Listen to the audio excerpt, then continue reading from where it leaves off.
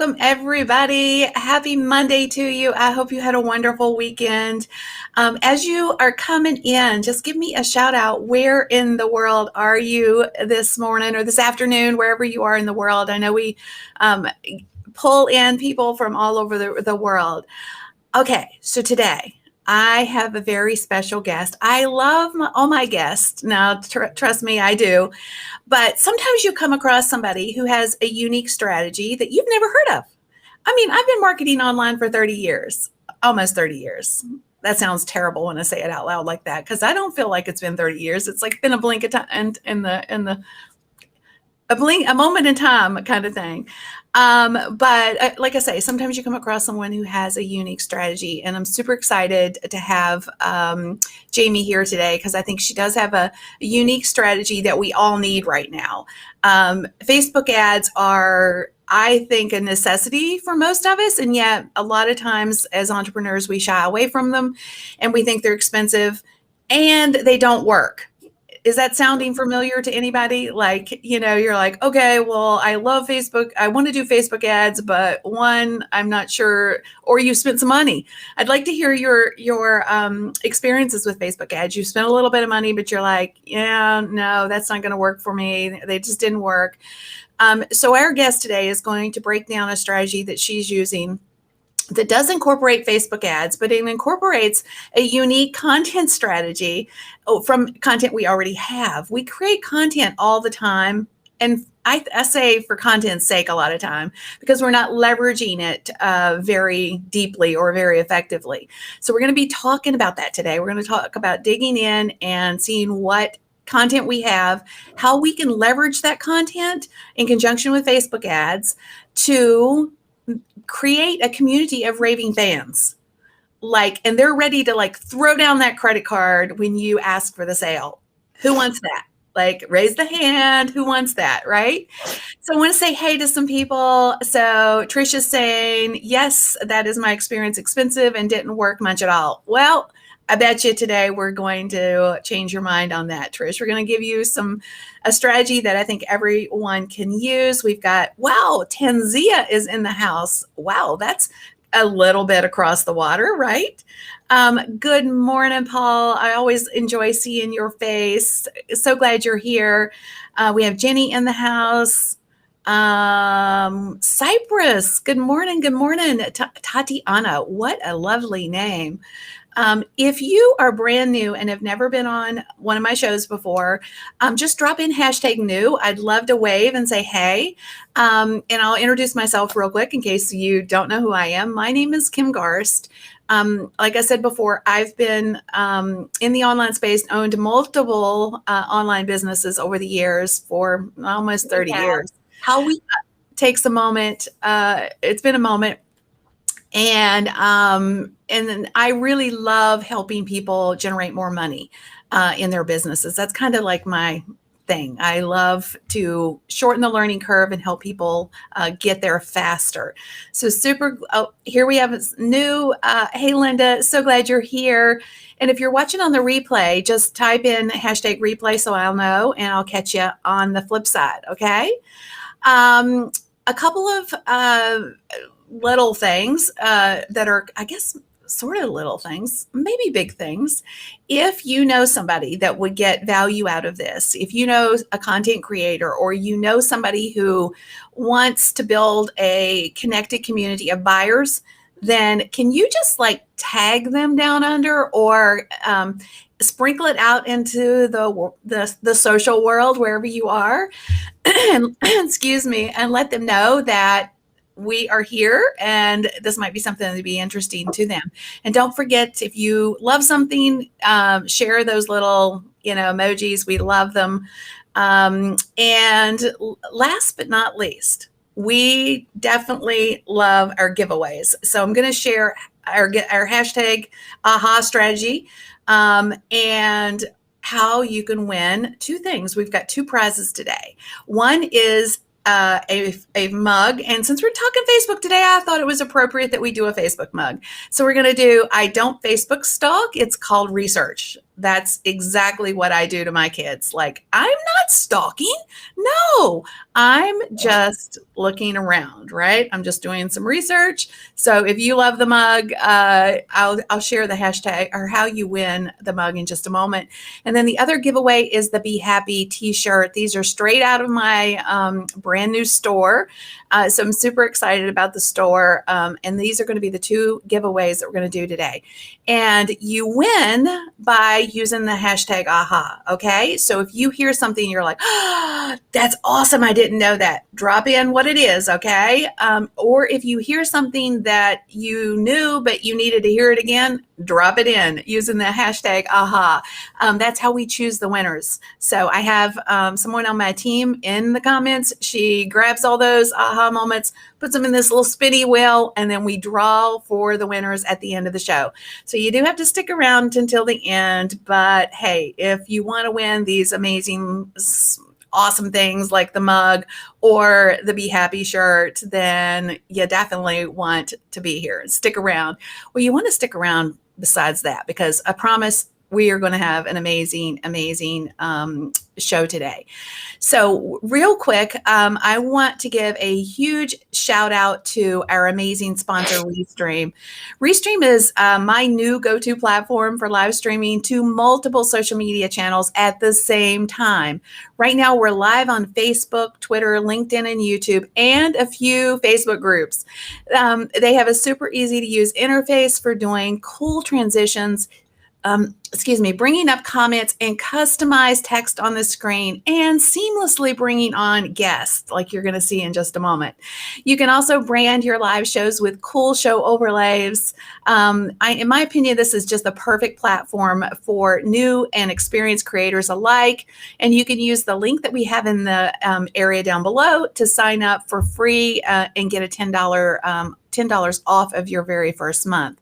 So definitely check that out. I think you'll be blessed by this tool. I'm loving it more and more every day. Okay, so I promised you guys we have a special guest. Let me tell you a little bit about her.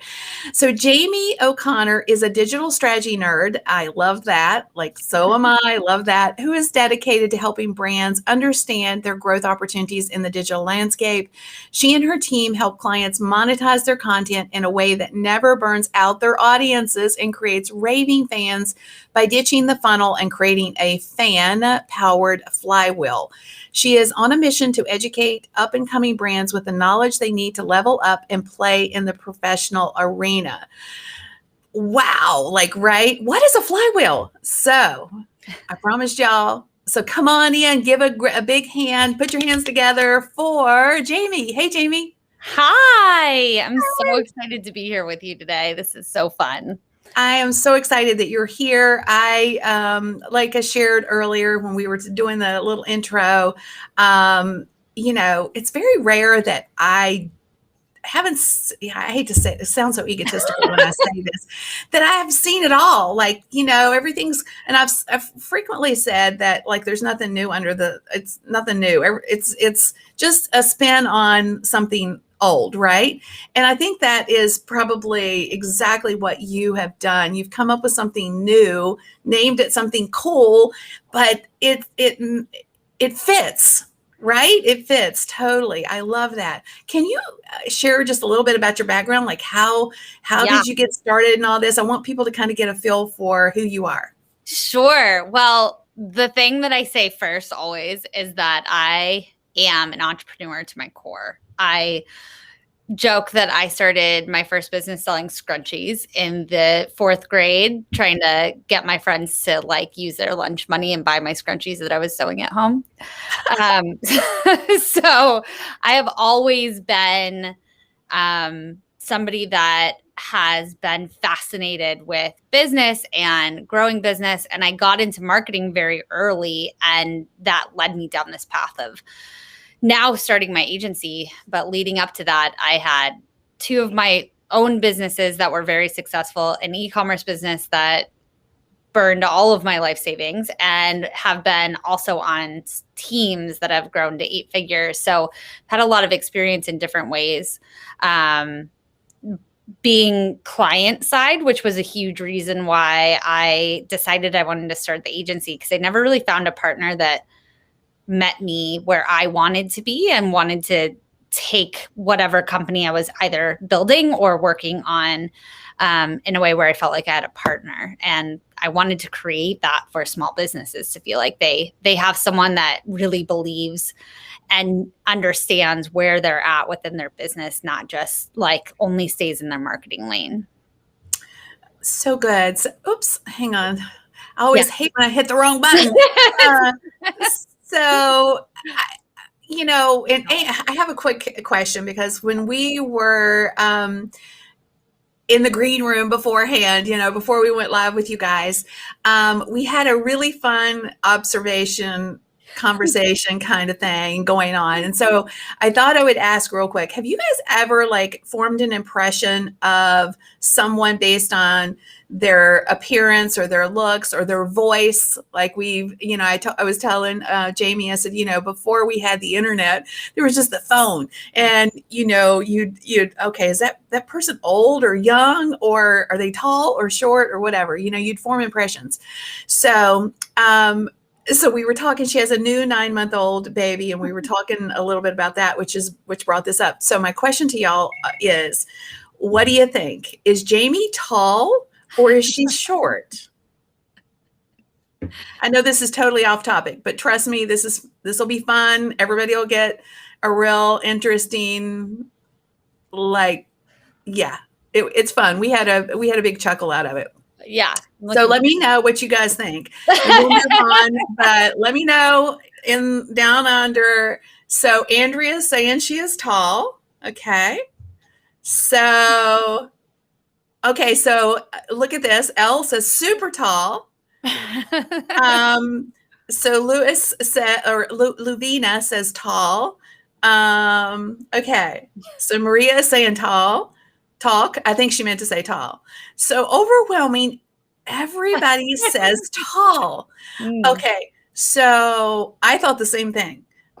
But we were talking about her new little one, and she said he's 9 months old. And anyway, go ahead. You can share the story. Oh, yes. So I said he's so cute, and he's a little nugget. And I said he's in the 2 percentile of height. And my husband and I are both very short. So I am 5'1".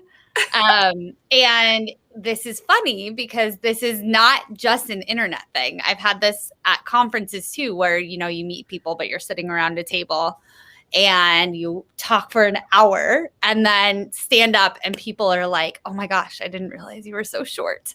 And I've always said it's because I have such a big personality. Yes, I agree. So, and the bigger point is she has a big strategy. Okay. So, which is what we're here to really talk about. But so Susie is saying she's 5'10". So I wonder, Susie, just curious, Susie Rosenstein is saying 5'10". So super curious. Do people say, so dang it, I was wrong. Well, trust me, I was too. So it's all good. So Susie, it's okay. I'm curious. Do you have the same experience where people think you're tall, and then they found out you're short? I'm just curious. I know we're kind of deviating a little bit. I know, getting off topic, but it was fun. It's a fun conversation. Fun. I thought it would be a fun thing to do. Okay, so let's dig into a couple of, let's talk about it first. Well, hang on. I'm trying to put the cart before the horse, but it's almost like which cart and which horse, right? So let's talk about Facebook ads real quick in the context of, are they necessary in your opinion today as for us as marketers?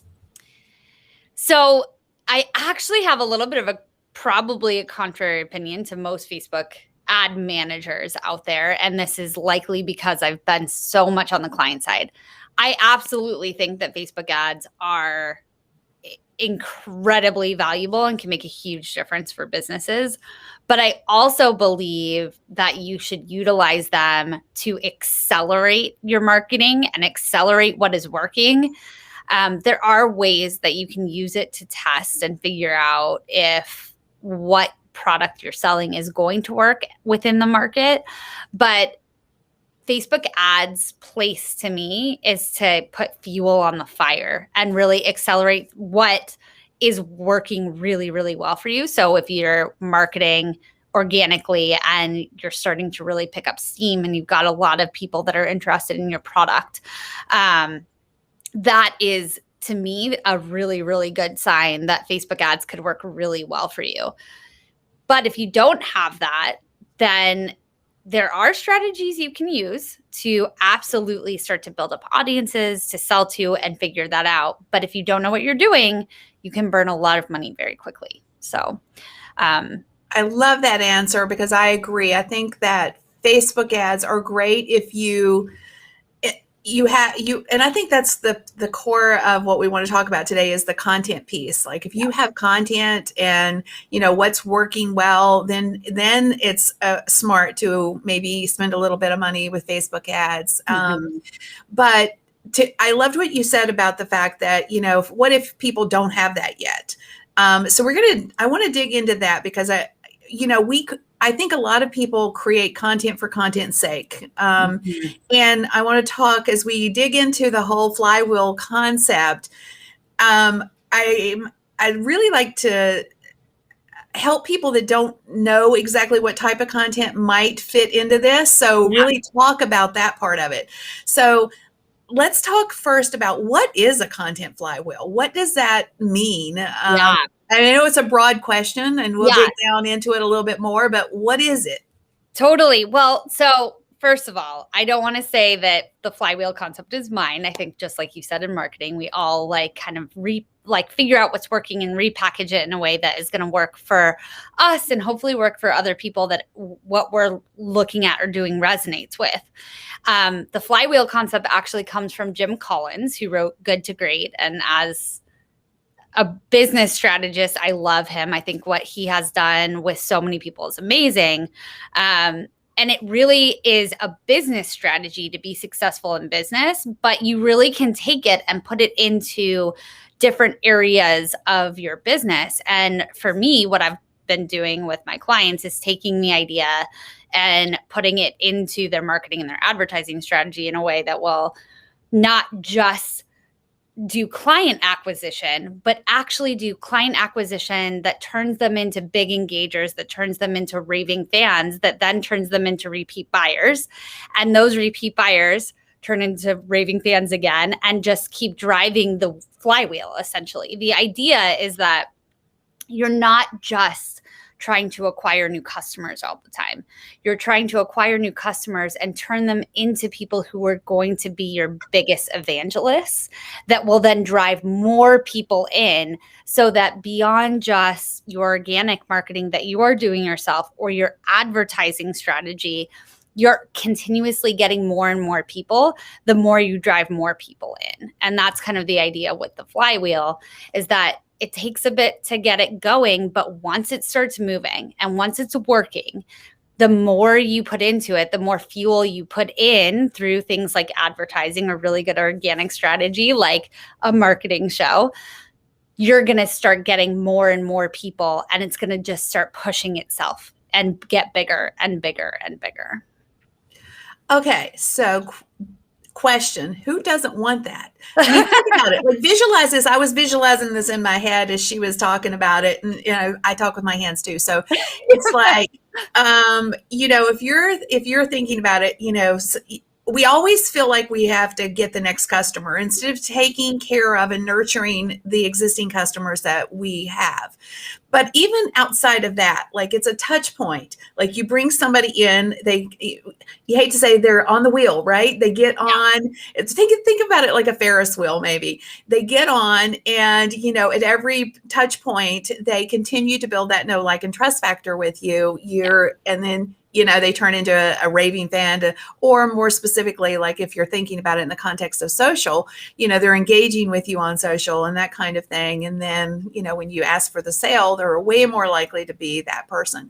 And then you circle back, I guess, probably with something else that matters to them, something else that is going to give them a I got to have that, or value, or yeah. So think about it like just a circular approach. I just think this is such a smart and wicked strategy. So let's break it down. I'm sorry, go ahead. I was going to say, one of the things that I've seen historically, and I honestly think people make this mistake in their content a lot too, is we have this tendency to feel like we really need to get new customers. And so instead of connecting with them on a human level, we're just trying to sell our stuff to them over and over and over again. And this is a huge problem on the Facebook ad side, because we've been able to tell our algorithms and Facebook ads, I want purchasers or I want leads. And so we only go to them and ask them for those things versus connecting with them on a deeper human level through our content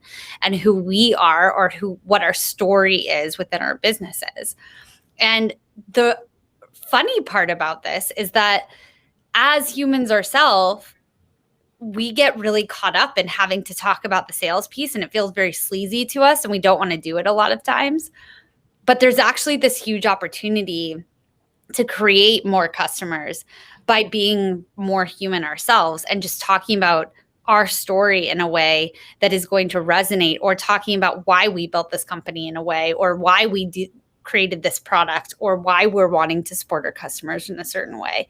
And those pieces of content are the things that are kind of the foundation to your flywheel, to be able to connect on a more human level, so that when you're going to ask them to purchase or become a lead or give you their information, they feel like, I already really love this person. I already really like seeing them on my Facebook page, or I like seeing their content. And so I'm not afraid to give them my information. I'm not afraid to buy their product, or I already trust them.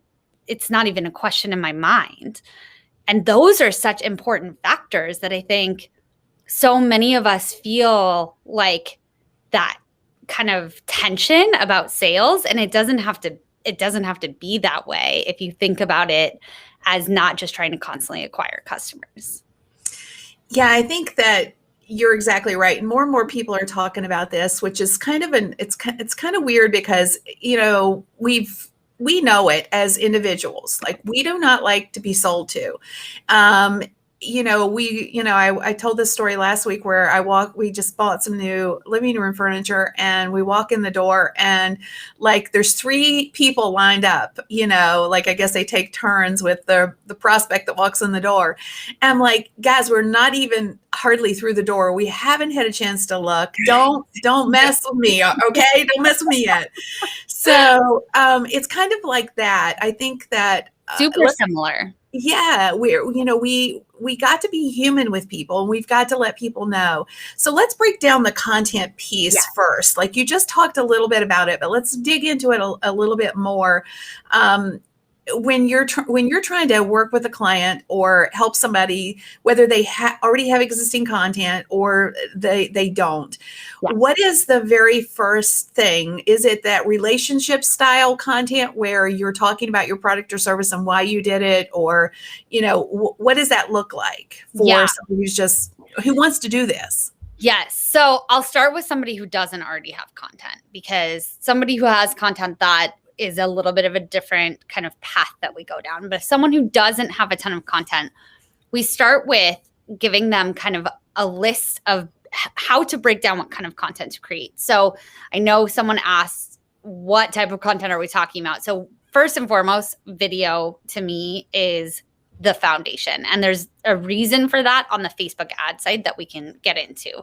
I don't want to go too deep into yet, but the video piece is really important when you get into the ad strategy. So what we do is we say we want to create 20 pieces of content right off the bat. And it sounds more daunting than it actually needs to be.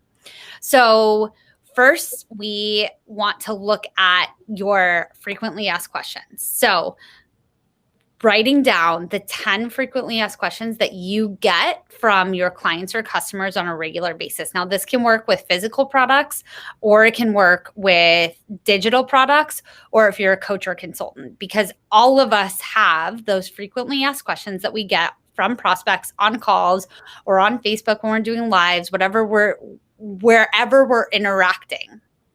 So taking the 10 things that people always ask you when they're considering you as their service or their product. Then the next one is the 10 questions that they should be asking. Now, this is key because people often, the thing that gets them to make a buying decision is actually not something that they asked about in the first place. So what are the 10 questions that would bring them, the answers to them will bring them to that aha moment that allows them to say, this is what I need right now. So right there, you have 20 pieces of content you can start off with. Now, the next section is getting into those whys, the founder story piece, the why you decided to create this particular product, why it's going to make a difference in your life, those kinds of like really core pieces that will make them feel connected to you and also interested in your product. And then I do like to get them to create 5 more sales scripted type pitches. These are the videos that are going to be used afterwards. Now, you can also then, these can be blogs or landing pages, those kinds of things that we can tweak and take copy into your posts. Our friend Molly Mahoney is amazing at her ladder posts. Those are really good example of written type content that will get people to engage with you so you can start conversations of actual sales. So that right there gives you a whole list of content that makes it so you don't have to be like overwhelmed about what content to create, but is going to set you up to have everything you need to get going in a flywheel content strategy. And, you know, I think a lot of times people think, oh my gosh, this is going to be too much. I can't do it. But I bet you already have these things in some capacity. Yeah. So think about it in that kind of lane, if you will. So quick example. I'm just thinking, oh, how could we do this? Like, I know I have content, so I'm a little bit maybe ahead of somebody who's just starting out from scratch. But a couple of thoughts. One, questions. I've for years been notorious around answering questions in my blog content. So I could go to my blog content and I could pull that blog content and I could use it as a script and do a video, right?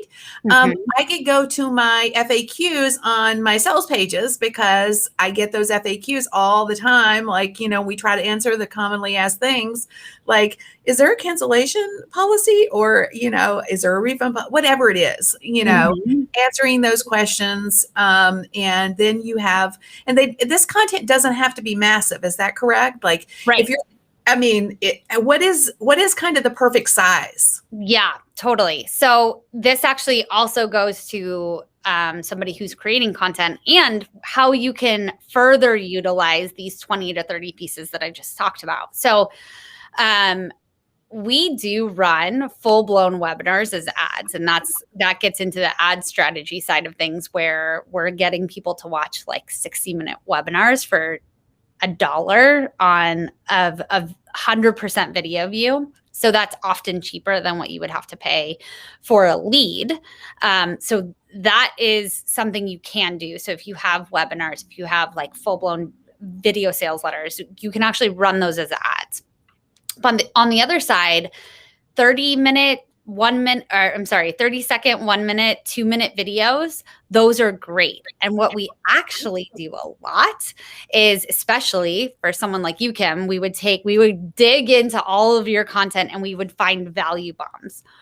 Gary Vee is one that is brilliant at this. So if you watch any of his content, you can see he's taken like little nuggets, like the really, really key things that people have really like bought onto and really gotten excited about. And he creates hundreds of videos from them. So you can go into your hour-long webinars or your live streams or your 10-minute or 5-minute FAQ videos, and you can pull out the 30-second or 15-second, 1 minute little the sound bites that really get to the heart of whatever you're trying to say, or like connect with people, and use those as additional repurposing pieces of content. So good. So good. So I think that that's the key. Like if you already have content, even if you're like for example, like Jaime is here today, she can go back and pull things that she said in this interview that are going to attract her person to her and use them. I mean, there's all kinds of touch points with our content that we're not leveraging. Repurposing is so necessary, but sometimes we don't think about it from a strategy perspective. How can we leverage that content? So I love how you talked about those value bombs. Mm-hmm. Do you think that we can see our own value bombs? It's hard. I don't do it. I have my team go through the content that I create, whether I'm going on a podcast or someone else's show, I'm doing interviews, that kind of thing. I can't do it because I think, we just have a hard time with it. And so, I think it's a lot easier to have somebody else go through it, even if it's someone on your team or a VA. Our marketing assistant does a lot of our cuts, and she does an amazing job at it. So I do think it's a little bit better to have somebody else go through it for Yeah, me. I struggle sometimes to find my own value bombs because I'm like, I don't know. I mean, you get so used to saying whatever you say, but we all say amazing things in the context of our area of expertise.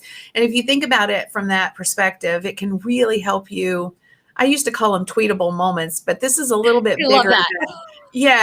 It's like, we used to do it even in blog content before video was so big, it's like, okay, what would people tweet? Like, it's just like a sentence or two.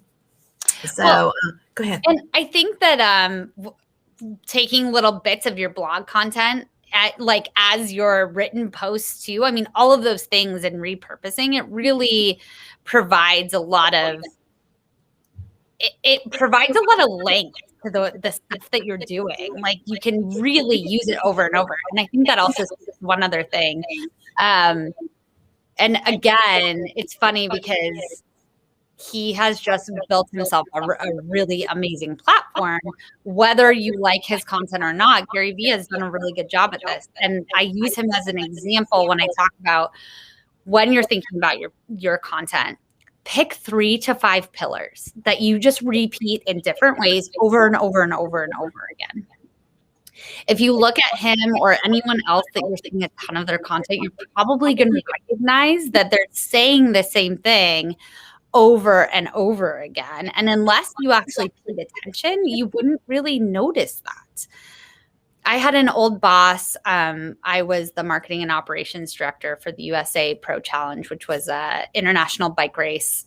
Tour de France level teams came to it here in the US. And my boss was this big wig in the sports marketing world. I mean, he was the head of the International Sports Commission, and he had owned a Mexican soccer team. He'd been the VP of marketing for the Phoenix Coyotes. So he was just this brilliant, kind of larger than life guy.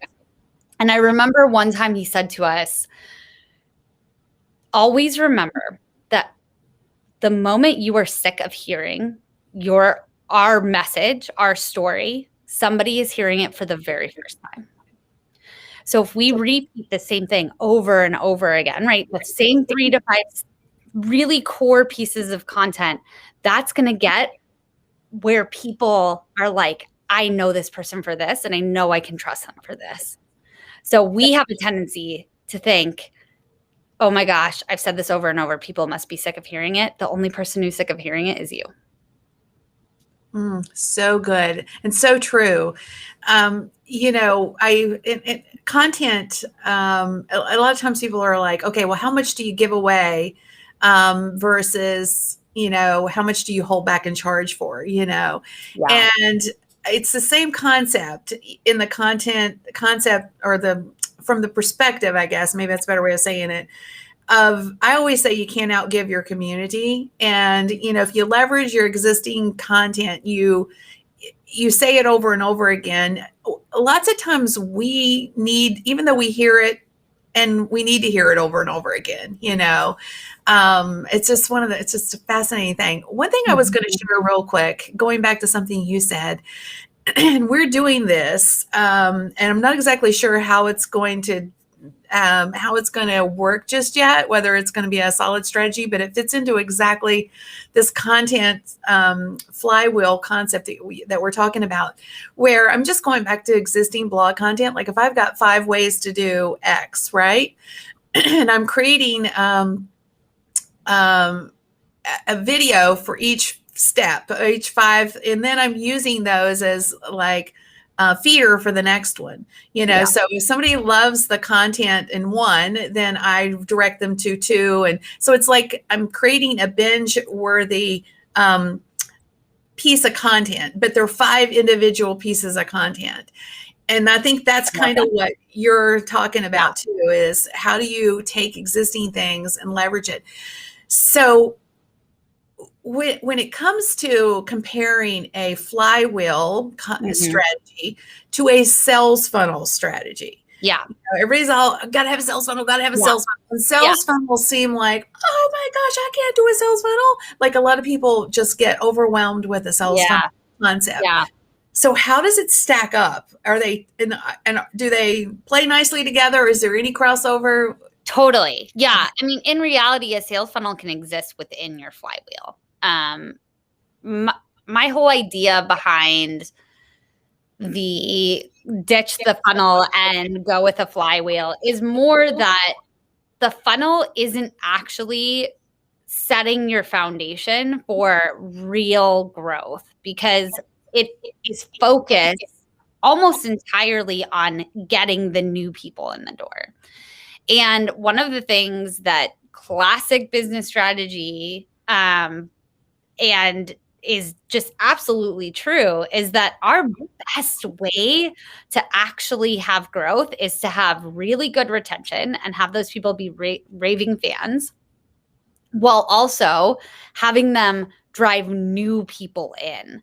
And so if we're ignoring them once you've gotten them through the funnel, then you're missing such a huge opportunity for real business growth, because these are the people that are going to drive way more growth than just your sales funnel. So sales funnel is a component, and it's one you don't even have to have, but it is a piece that if you have it, it creates even more opportunity for leverage and even more opportunity to drive new people in, make them raving fans, get them to get more people in, and continue to grow your opportunities in different ways, and grow your audience and grow the people who love you. So good. So, I have for so long loved the concept of a sales funnel because it moved people through, but through a path, gave them a path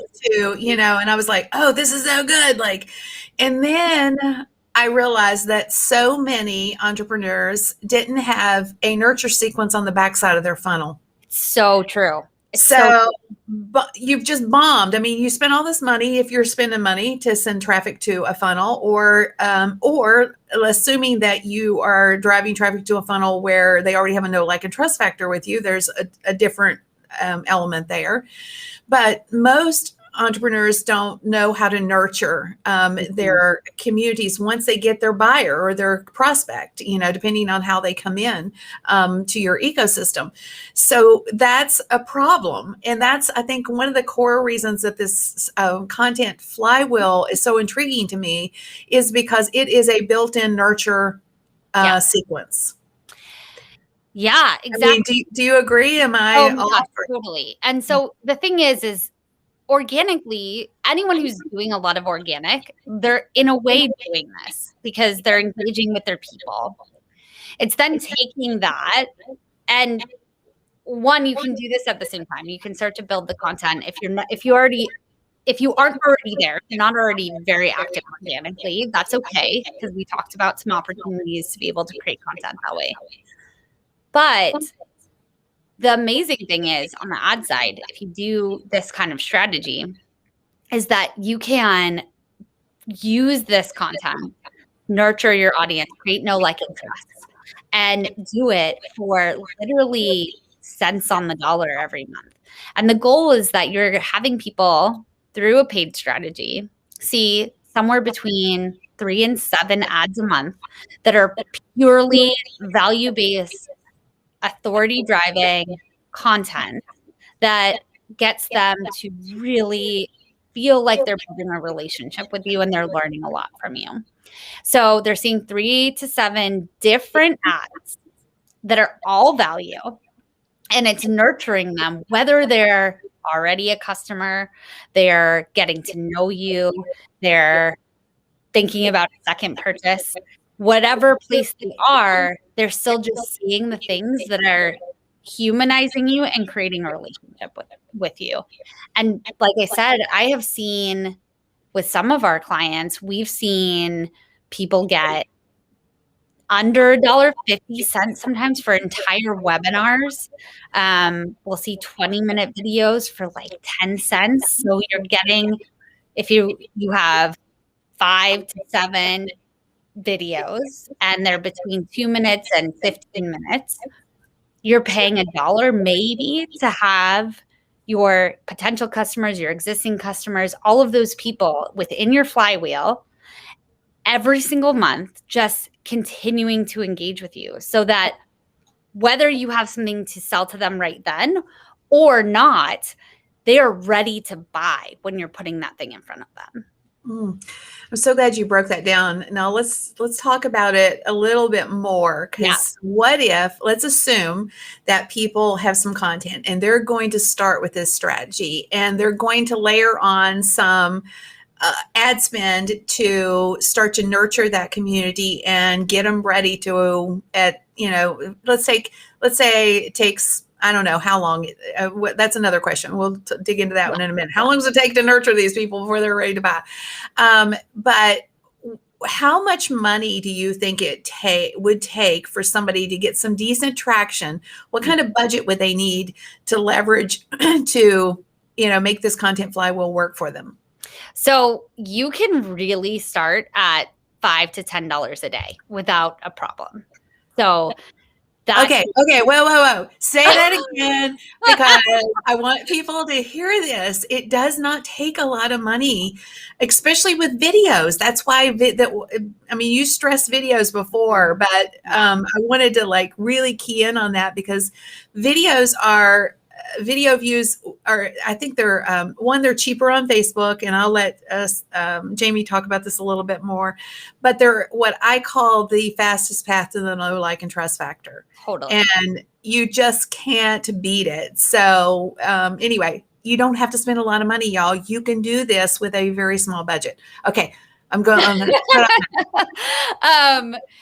So first of all, I totally agree, because the reality is that you get a feeling for somebody, just like if somebody's a little bit on the sleazy side, or I don't really love the bro marketer term, but like Maserati marketers. I think someone I know recently has used that. I think Molly uses that one. Ferrari, whatever, Yeah. If they're not your people, you're going to know through video, right? So that your people are going to know that too. So that I absolutely agree. It's the fastest way to know, like, and trust. With this particular strategy, and basically we use $1 a day. We create 28-day audiences of every single warm audience that you could have, and we put them all into one ad set. I'm basically giving you the strategy right here for the middle of funnel nurturing. So all of your warm audiences, 28-day, put them all into one ad set, one ad, $1 a day. So you can start with 5 ads there. And as long as you have traffic at the top, if you don't have traffic at the top, or through other things like organic, then you do need to add in at least a video view campaign at the top, and you need at least $5 there. But at the minimum viable, you can spend $5 at the top and $5 in the middle, and create the flywheel, at least start it and get it going and start to build your audiences and start to build your know, like, and trust. Now, we're not talking about the sales piece yet or the leads piece. That this is your foundation to create the opportunity to make yourself a little bit of a mini celebrity among your audience, and start to just build those relationships in a way that you can put whatever you want to sell to them in front of them, or you can put a lead funnel in front of them. But this is a way that you can actually create a funnel of audiences that continues to engage with you and isn't just put into the funnel and then sitting there as a lead that you may not be nurturing. So yeah, essentially, if you are kind of starting from not having a big base, $10 a day will get you to a place where you can actually start to really have audiences growing.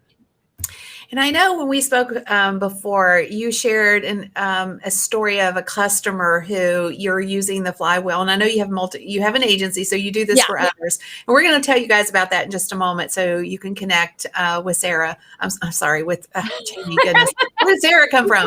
I don't even know. But I think I was looking actually at Sarah. I hope I'm saying that right. And it just stuck in my brain. Yeah. So talk a little bit about, because one of the things I think that, we just talked about is you don't have to have a lot of money to do this. Mm-hmm. You probably already have existing content, or now you have the strategy for the content. You can speed it up with a little bit of ad spend. It doesn't take a whole lot. Yep. But what is the end result of that? Like, tell us an example of a customer or a client that you have that has implemented this, and then how did it impact their sales? Yeah. Well, so my favorite story is actually of a group of YouTube influencers, and they are just the most amazing guys. They create beautiful docuseries on YouTube, and they have an e-commerce store that actually, oh, hold on one second. It's live. It's live. We're good. I'm going to just unplug one really quick. Sorry, guys. No worries. I think that, us talking about this flywheel concept, but understanding that there's magic and how it works for, from the perspective of, let me pull myself back in here so you guys can see me too. Sorry about that. But from the perspective of, getting your flywheel up and operational, putting a little bit of money on it. But then how does that, again, go back to how does that decrease your ad spend and how does it increase your sales? So I'll let Sarah tell her story here. Jamie. Sorry, I'm back. So my favorite story of like how this is truly incredibly effective is of this group of YouTube influencers. They have an e-commerce store where they've built merchandise similar to these awesome Be Happy shirts that you are giving away. And they had a bunch of merchandise. They really had raving fans already. When they came to us, they've been working with another agency for their e-commerce store sales, and they really felt like they were focused only on direct response, constantly putting sales up, constantly saying, buy my stuff, buy my stuff, buy my stuff.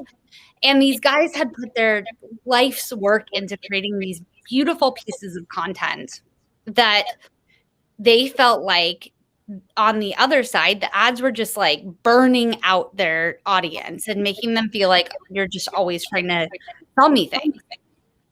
So we took this idea, we took all their content, we created the value bombs. Sometimes we put full episodes into their ad, all of those things. And we just really focused on creating value and rebuilding that relationship with their fans and their audience before we started putting the products in front of them.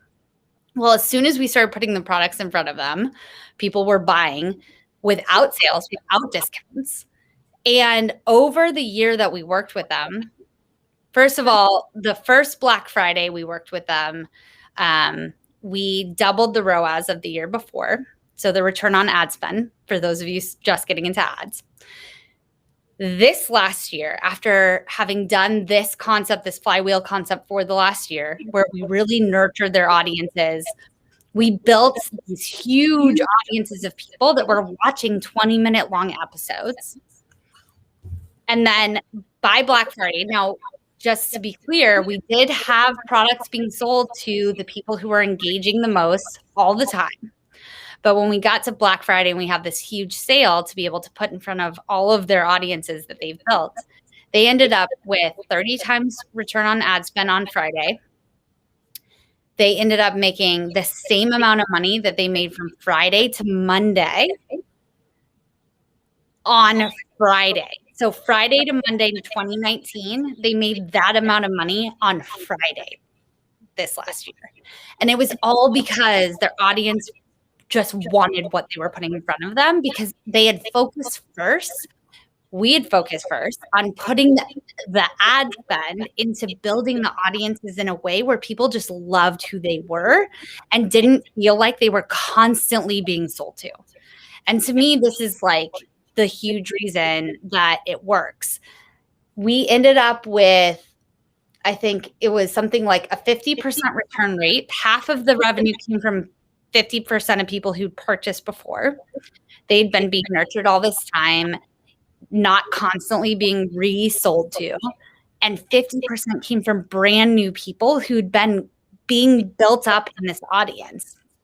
And that's the piece of it too that I think is so important to recognize, is that with ads, a lot of times when we're saying, become a lead, or go through my sales funnel, buy my flow, whatever it is that you're selling, we forget that there's a lot of people who are probably interested in what you're selling, but they're not ready to take the action right now. But if we put them into the flywheel, we nurture them, then maybe in 30 days they're ready to buy, or 60 days, or when Black Friday comes around, or whatever that thing is, we put them in there, and that is then opening up this huge pool of people that we're ignoring when all we're doing is saying, opt into my thing, or buy my self-liquidating offer, or get into my course. I so love this strategy. I really do. I think it's so, it reminds me of the one-on-one conversation and the power of the one-on-one conversation, and us not wanting, we've been so focused on broadcasting, and so, pulling back and being focused and talking with people. It's like, oh my gosh, this is kind of one of those same kind of strategies in the context of, we got to do the work. It's not, the sale is down the road a little bit, but the sale will happen if your people don't consistently feel like you've got the for sale sign up, all the time. Yeah. So I love this. So I know you talked about the YouTube influencers, and it makes sense in my head, like, okay, yeah, they had a lot of content. I understand that. But can you give an example of other like regular types of businesses maybe you've worked with that? So like, people, because we've got all kinds of viewers, and maybe give them some hope, or, hey, I can do this. So some different kinds of businesses. Yeah, totally. Obviously. So that's somebody, if you're creating a ton of content, you can get this up, and then that's also going to make it so that your fans don't feel like they're constantly being sold to. So that's one side of it. But the other side of it is that you as a business owner have a story to tell. You have the reason why you started this business, and why you want to serve your customers. And we often don't tell that part of it. So going live, I mean, this goes to what you just said. We have to do the work. There's no magic bullet. And anyone who tells you that there's a magic bullet, or that Facebook ads is going to be your magic bullet and you can just put ads up and suddenly get customers, you can potentially for a little while. There are ways to do that. I'm not going to deny that that's true. But to build a long-term company, you do have to put in the work. And that involves things like going live and creating organic content, and talking about the reason why you've built your company, why you want to serve your customers, and doing those things. So going back to what we talked about in the beginning, using those 20 to 30 foundational pieces, You can then put those into the Flywheel. And what you then do is you take your highest engaged people. So the people who are watching 50%, 75%, 95% of your videos, the people who are going to your landing pages, doing those things, and you retarget them with whatever you're selling. So anyone can do this. Anyone can do this. So let's see. There's tons of examples that we have. We worked with a really amazing B Corp that had both digital products and coaching and consulting. The founder helped mission-driven businesses to really, get off the ground and do their thing. And they sold these beautiful pajamas that were created by women in India who were getting out of the sex trade, basically. So it was creating job opportunities for them to not have to do that work any longer, and let them live a better life. So we were able to utilize this strategy, tell the founder story, talk about what they were doing. And out of that, we could drive people into her coaching program, as well as drive people to purchase. Now, they didn't have most of that content before. They were able to create it just by simple Zooms, using your iPhone, using your computer. And then also we create really simple, you can use something like wave.video or promo video, and you can create really simple videos that have images of your products. We'll take then little pieces of testimonials that you might get and have them written out and do really cool little 30-second, 60-second videos. That's other pieces of content you can create and put them into your funnel.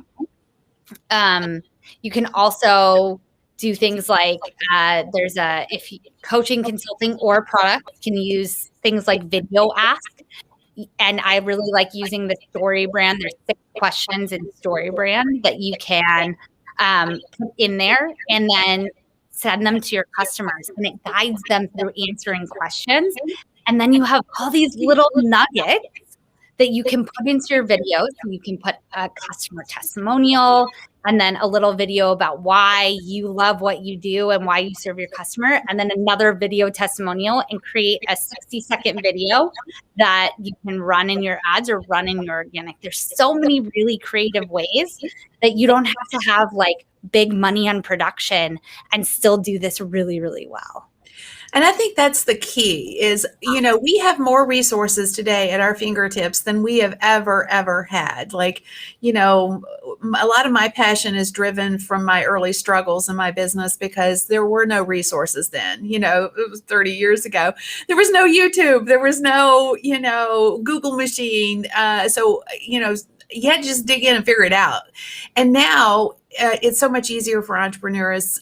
You don't have to have fancy equipment for video. You don't have to have a fancy studio. If you have a corner in your house somewhere, it's just incredible.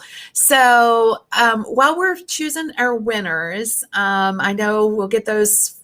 We have the 2 giveaways. I'll just pop them up on the screen real quick again. So we have the Be Happy t-shirt from my brand new store coming out here shortly. And then the I Don't Facebook Stalk, it's called Research. So we're going to be giving away both of those today.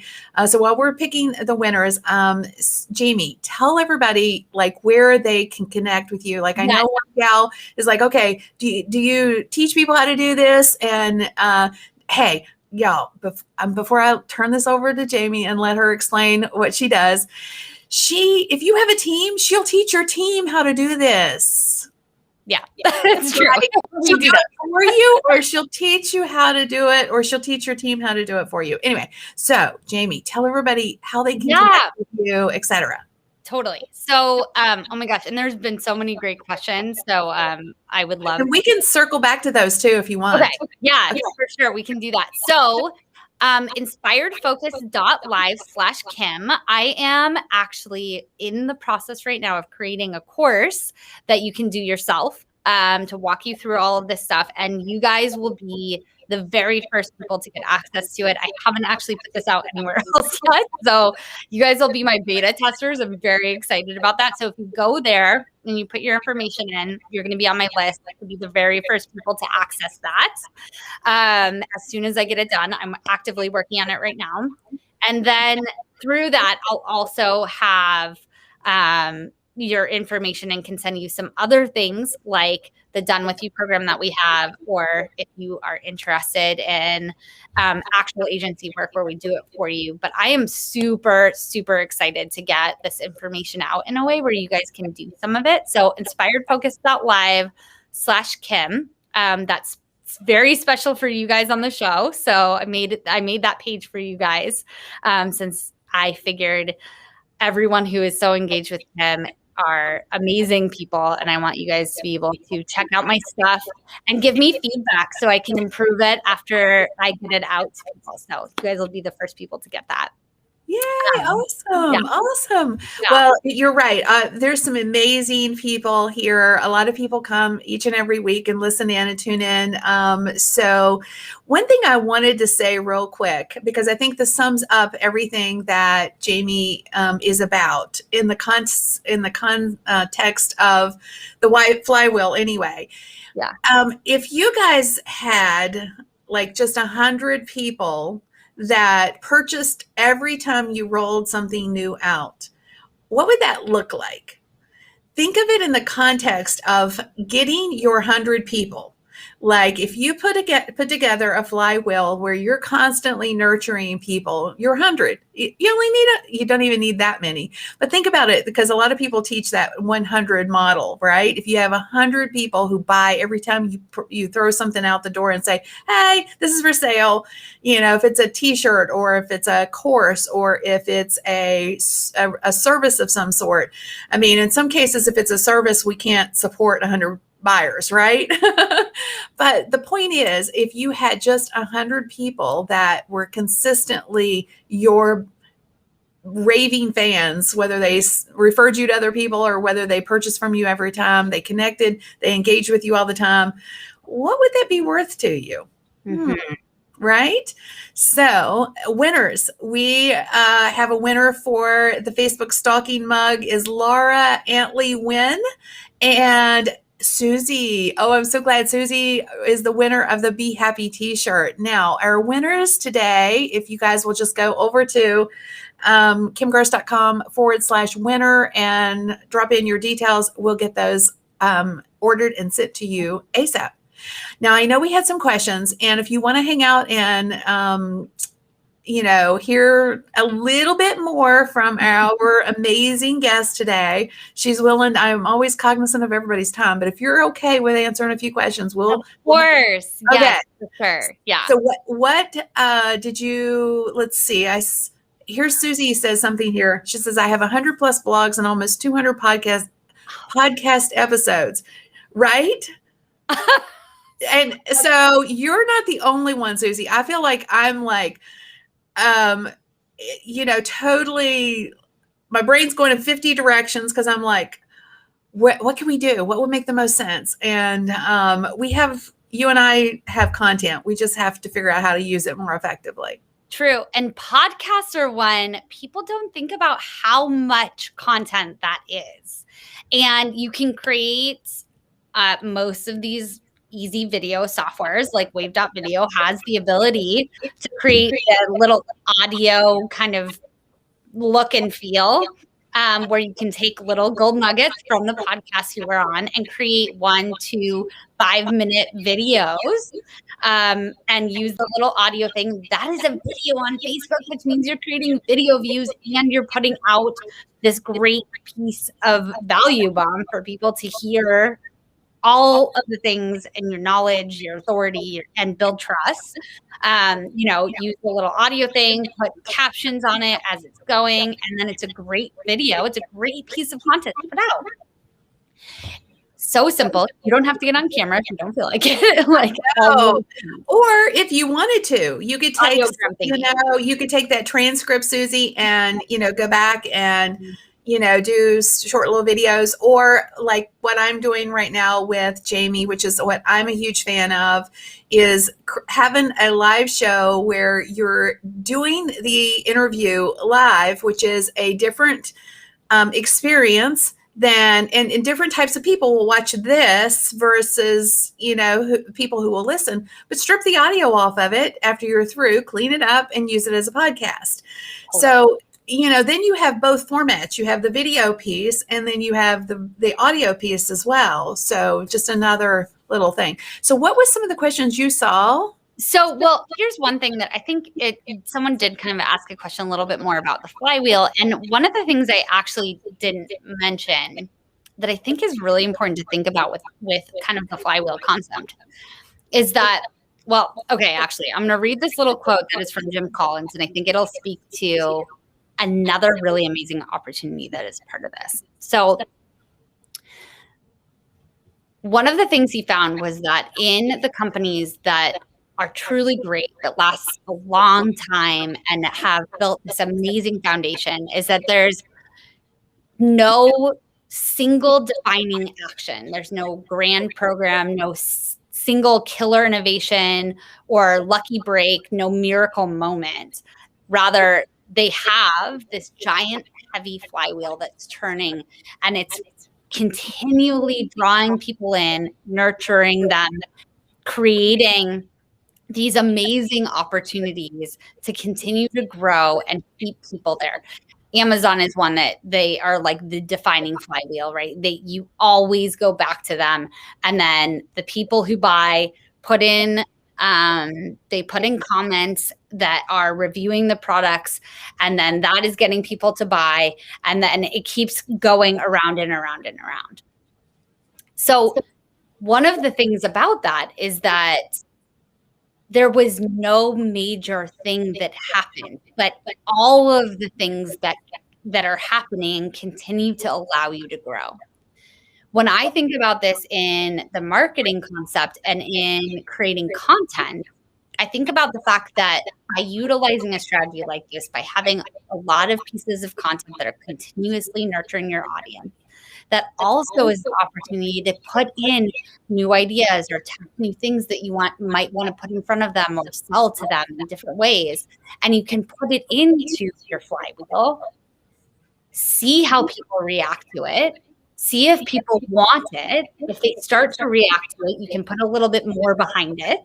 And then as people are actually starting to show you they love it or that they don't love it, that they're not engaging with it, you can make the decision to move it forward and build it up. But that way you can constantly like be adding in and putting new things, new ideas behind it, or adding more value in different ways for your audience, and not thinking, oh my gosh, this funnel has to be the thing that works, and putting all of that effort into it. So I feel like that is one of the things about it, right? That is, it's not just creating nurturing for your audience. It's also creating an opportunity for you to not have to put all your eggs in one basket. You're able to kind of spread it out and test those ideas as they come.